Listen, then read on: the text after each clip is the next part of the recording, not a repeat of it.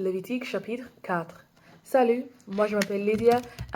Aujourd'hui je vais lire un peu plus de la Bible en essayant de lire la Bible entière, chapitre par chapitre, jour par jour, jusqu'à la fin.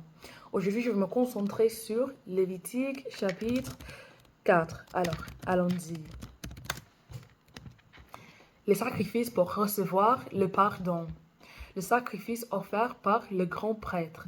Le Seigneur dit à Moïse de donner aux Israélites les enseignements suivants. Quand quelqu'un a péché sans le vouloir, quand il a commis un acte interdit par un commandement du Seigneur, voici ce qu'il faut faire. Supposons ceci. C'est le grand prêtre qui a commis un péché, et par là, il a rendu le peuple coupable. Il doit alors offrir en sacrifice au Seigneur un taureau sans défaut, pour recevoir le pardon des péchés. Il conduit l'animal devant le Seigneur à l'entrée de la tente de la rencontre. Il pose la main sur la tête du taureau et il l'égorge à cet endroit.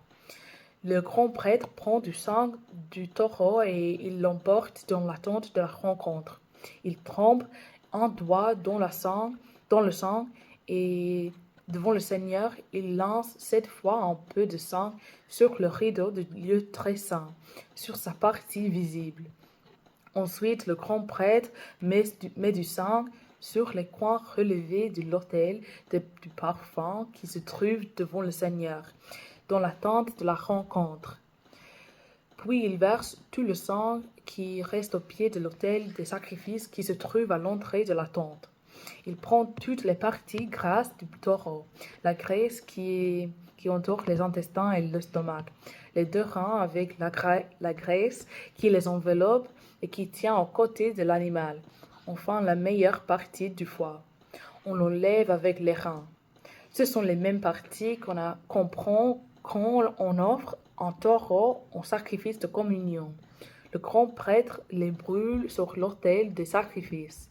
Ensuite, la peau du taureau, la viande, la tête, les pattes, les intestins et l'estomac avec ce qu'ils contiennent, tout ce qui reste de l'animal, il le fait porter en dehors du camp.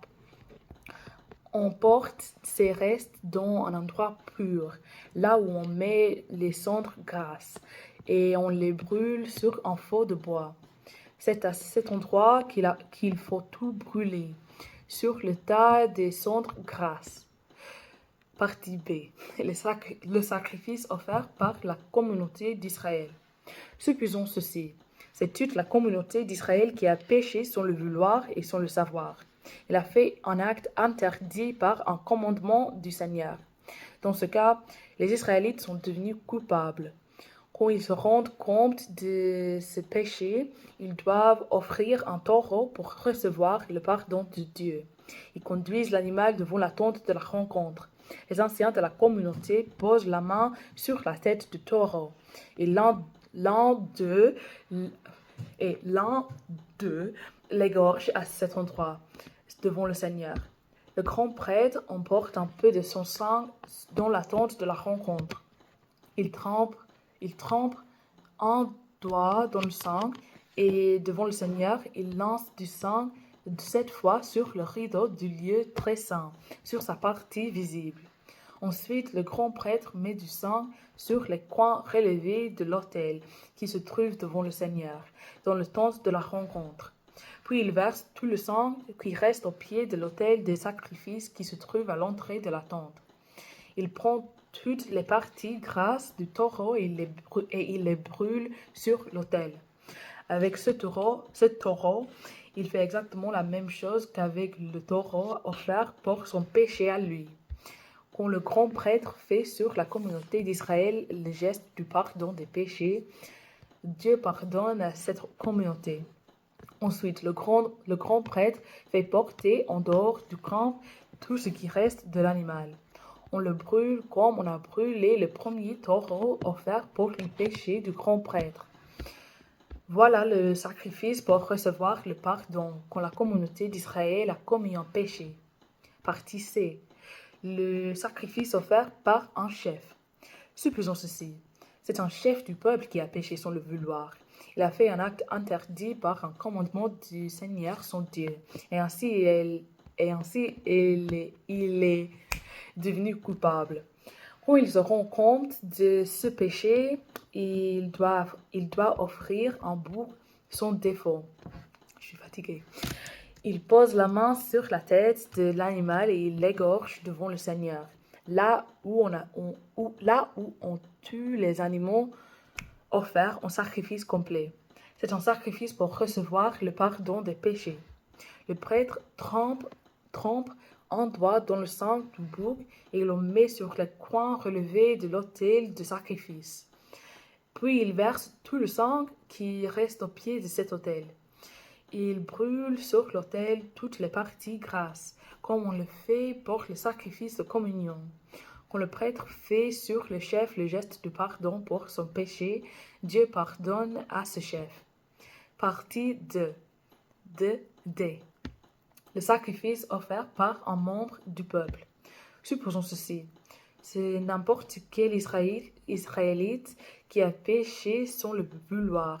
Il a fait un acte interdit par un commandement du Seigneur et ainsi il est devenu coupable. Quand il se rend compte de ce péché, il doit offrir un chèvre sans défaut pour recevoir le pardon de Dieu. Il pose la main sur la tête de l'animal et il l'égorge là où on égorge les animaux offerts en sacrifice complet. Le prêtre trempe un doigt dans le sang de la chèvre et il en met sur les coins relevés de l'autel des sacrifices. Puis il verse tout le sang qui reste au pied de cet autel. Il enlève toutes les parties grasses de la chèvre, comme on le fait pour le sacrifice de communion. Le prêtre les brûle sur l'autel pour que la fumée de bonne odeur de ce sacrifice plaise au Seigneur. Il fait sur le coupable le geste de pardon pour son péché. Alors Dieu pardonne à cet homme. Si le coupable offre un mouton en sacrifice pour recevoir le pardon, il doit amener une femelle sans défaut. Il pose la main sur la tête de l'animal et il l'égorge là où on égorge les animaux offerts en sacrifice complet. Le prêtre trempe un doigt dans le sang de l'animal et il en met sur les coins relevés de l'autel des sacrifices. Il enlève toutes les parties grasses du mouton, comme pour le sacrifice de communion. Le prêtre les brûle sur l'autel avec les autres sacrifices brûlés pour le Seigneur. Il fait sur le coupable le geste de pardon pour son péché. Alors Dieu pardonne à cet homme. Alors merci de m'avoir écouté aujourd'hui et de lire la Bible avec moi et aussi de supporter mon accent, ma vitesse, ma prononciation et mes erreurs. De toute façon, que Dieu vous bénisse beaucoup aujourd'hui et demain et j'espère vous voir demain. Aussi, si vous voulez regarder ces vidéos en bon ordre, il y a des playlists sur ma chaîne YouTube qui est liée dans mon bio TikTok. Là-bas, il y a des playlists en 3 langues. L'anglais, l'espagnol et le français. L'anglais, c'est ma langue maternelle et les autres 2, je les ai apprises pendant l'école il y a quelques années. Alors, soyez patient avec moi et avec mon accent et ma prononciation parce que ces lectures sont ma pratique, je pense. Il y a des playlists dédiées à chaque livre biblique que j'ai lu depuis le livre de Jacques jusqu'ici et aussi le livre complet de Josué. Alors, il y a beaucoup à regarder là. Et il y a des playlists omnibus avec chaque chapitre que j'ai lu en bon ordre, plus ou moins. Alors, oui. Merci et à demain. Salut.